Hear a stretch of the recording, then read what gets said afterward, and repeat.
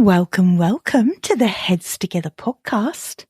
I'm your host, Jill Mokes, and I'm so glad you're here with me again. Welcome. Well, that was 3 welcomes in one intro. I don't care.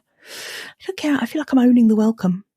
Listen, I hope you're having a really good week already. I know it's only Monday, but I hope you are. This episode, we're coming towards the end of the year, and I want to talk about how we can end this year with intention and invite in next year with intention. So what do I mean by that? I'm going to tell you. Let's dive in. Welcome to the Heads Together podcast. I'm Jill Mokes, and I am obsessed with cutting through the noise when it comes to growing your business. Each week, via intimate coaching conversations and inspirational stories, I share what it really takes to get the results you want in a way that feels right to you. I am all about attracting higher ticket opportunities, building authentic relationships, and creating the abundant, full-fat version of your dream business. I mean, how many of us have beavered away creating a light version of what we really want?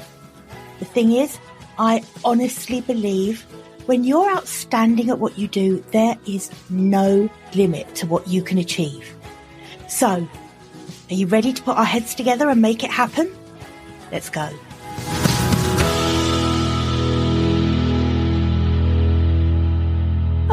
So we're coming towards the end of the year. It's always bittersweet because we always look back and think about the things that we achieved, but also the things we didn't achieve. And we look forward to the things that are possible in the new year. And we kind of feel, here we go again, we're resetting the clock and we've got to go again. So it's always a bittersweet feeling. But I think there are a few things you can do, a few ways that you can really make sure that you end this year and start next year with intention. So in other words, intentionally doing each of those things in a way that feels good. Whether this year has been one of the best ever years for you, or if it's left you a little bit depleted, I want to talk to you and share some really powerful ways that we can reflect on the year that's been and reset and then prepare to make next year the most fulfilling year. So we're going to start talking about reflecting on the year that's been. End of the year, obviously, perfect time to have a pause and just look back at everything that's happened. But here's the thing, reflection isn't just about celebrating all the wins. And it isn't just about being hard on yourself for the things that didn't go as planned either. It's about honoring the journey. I feel like this is a really important thing that we so often don't do. We're so black and white. This worked, this didn't. And that's not honoring the journey of what brought you to this day at the end of 2024. Honoring the journey means recognizing your own growth and really being intentional about what you want to carry forward with you into next year. It'd be really good actually if you've got a pen and paper or journal or something, because I think some of the things I want to share with you are really prompts that you can use to do this reflecting and setting intentions. So a few things to journal around are, what have I achieved this year that I am truly proud of? That's a big one. Think back. If you have to, go back to your calendar and go back over the months, or go into your Asana and look back over all of the things that you've achieved. Asana, Notion, whatever tool you use. Yeah, but what have I achieved that I'm truly proud of? And this is that reframe slightly. What were the unexpected challenges this year that helped me grow? Can you see how beautiful that is to reframe it in that way, so that we end this year on a genuine note of celebration and acknowledgement of the journey. So what were the unexpected challenges that helped me grow? And then the third one, I want you to think about on your reflection is, how did I handle the moments that didn't go as I'd hoped or didn't go as planned? What did I learn from those moments? So there's 3 things there to have a think about as you're doing this reflection piece at the end of the year. This is a lovely activity to do actually between Christmas and New Year. You know, that kind of, if you are someone that likes to work a little bit between Christmas and New Year, this is a really nice little project to do during that time. It's funny, isn't it? I feel like we really rush through our lives. We're always looking at the next thing, the next goal, next project, next milestone. But ending the year with intention, I feel like you get to acknowledge how far you've come. And that's even if you do feel like you're still a work in progress, which I think we all are. I certainly feel like a work in progress. And there are things that I wanted to achieve this year that I haven't. And so that question of what were the unexpected challenges and how have they helped me grow?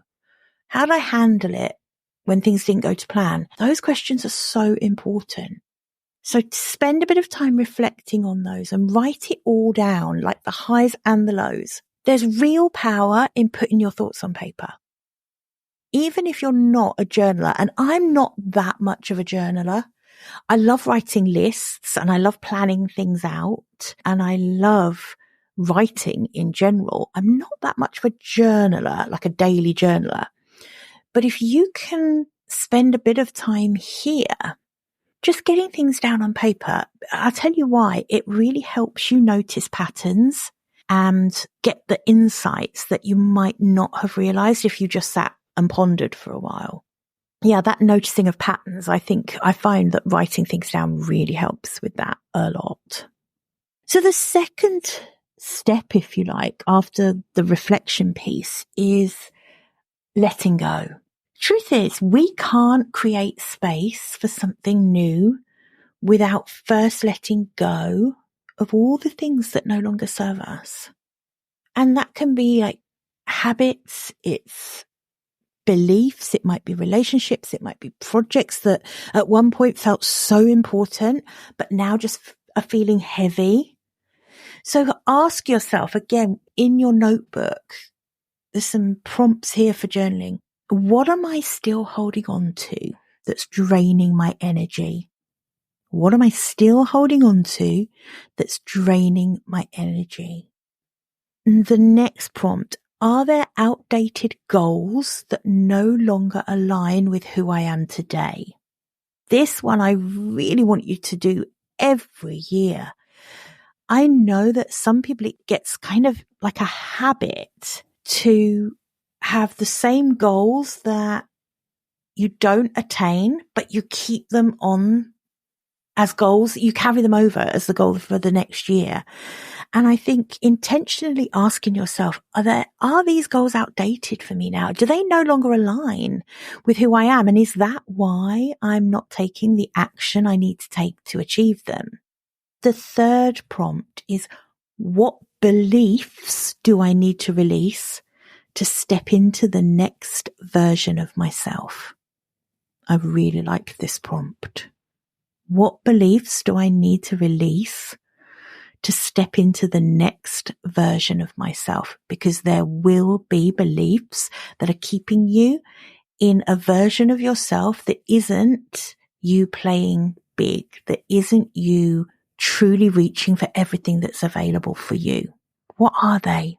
What do you believe about what isn't possible for yourself? And letting go is really hard. It's uncomfortable. I get that. But when you do create space, you are genuinely making room for something better to come in. So as we're wrapping up this year, I think it's really important to thank whatever it is you're releasing. You know, it has served you in some way. You might not be able to see that, but whatever it is has brought you to where you are now. It's served you in some way, but now it's time to move forward. So that's the middle piece. It's the reflecting on the year that's been and then the letting go of what no longer serves us, so that we can then move into the third part, which is inviting in your vision for the new year. And I love this part. This is my favorite part, obviously, of course, because it's all about possibility. You know, instead of focusing on New Year resolutions, because they often feel like obligations, don't they? I would really encourage you to think wider. Think about your vision for the year ahead and think about it in terms of, what do you want to feel? How do you want to feel?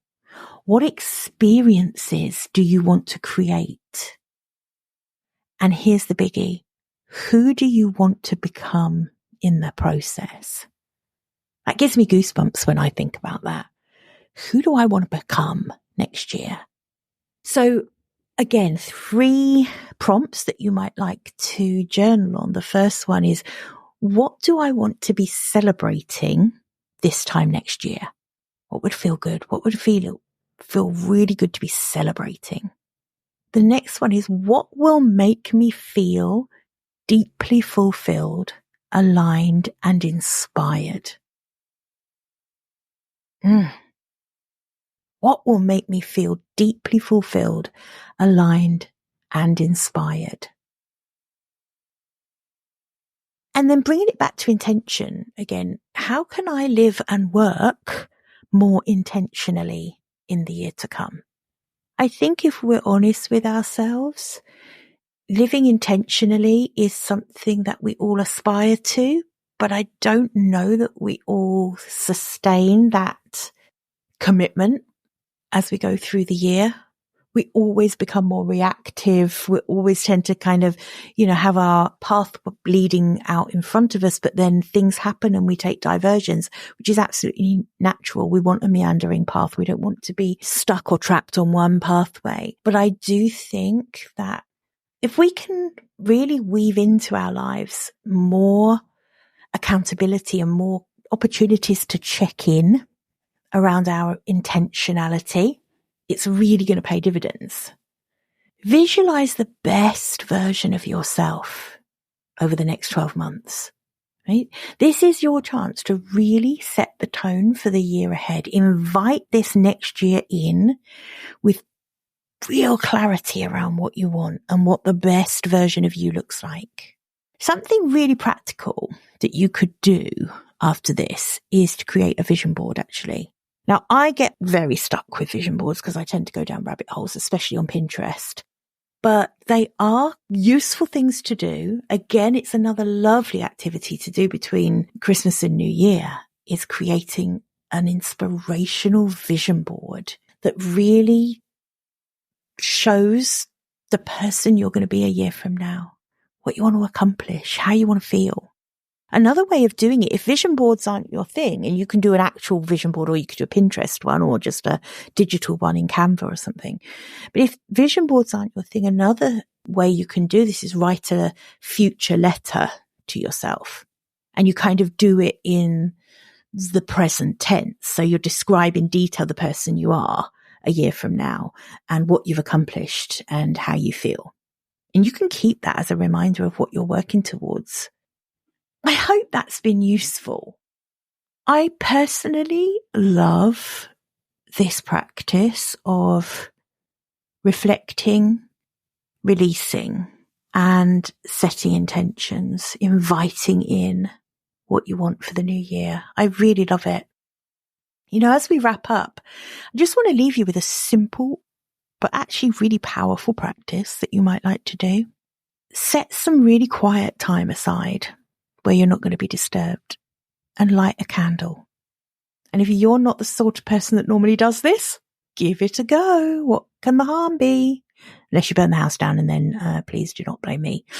But I think there's something beautiful about this. So just taking some really quiet time, lighting a candle, taking a few deep breaths and creating that moment of silence and stillness. Because that's when you can really hear what comes up. And reflect on the year that's ending, and in your mind, welcome the energy of the new year. It's kind of like a symbolic way to close one chapter and open another with real intention.